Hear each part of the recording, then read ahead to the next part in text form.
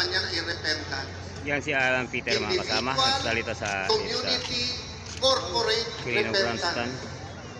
Di naman po kailangan lahat mag-repent.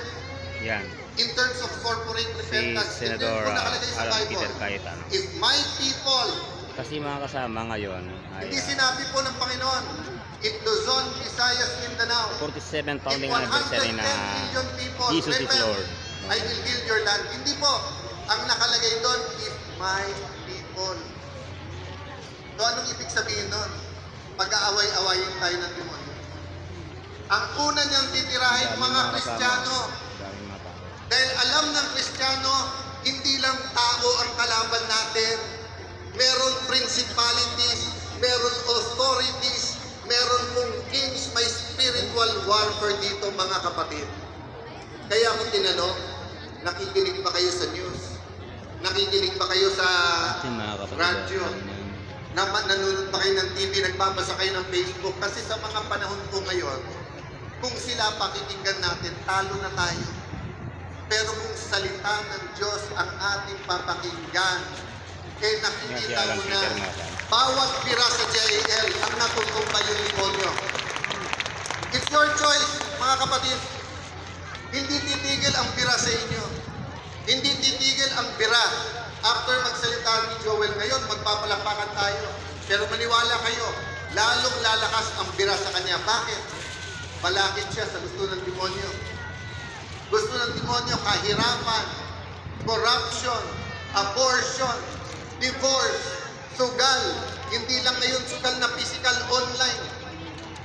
Nagpa-survey po ako. 88 to 92% ayaw na ng sugal na online.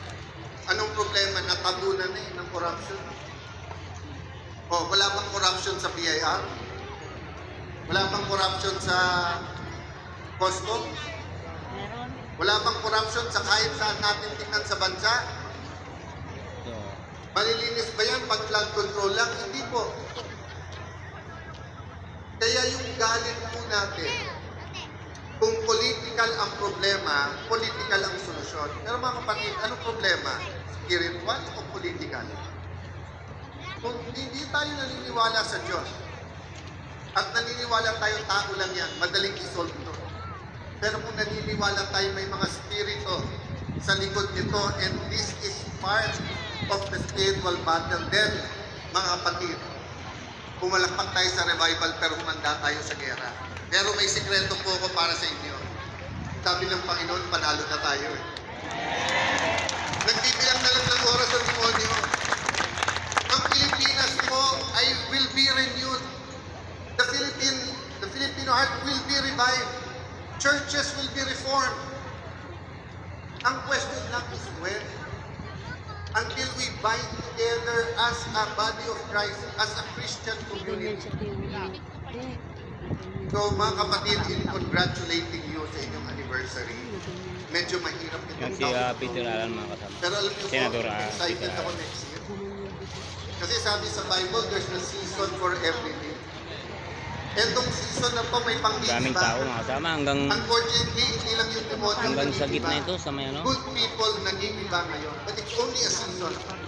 And next anniversary po, I'd like to be here with you because I'd like Maraming to see kasi may mga TV rin sa kwan eh, kahit di na makikita dito. because the revival is big. May mga TV rin sa Magandang hapon sa inyo. God bless you more and more.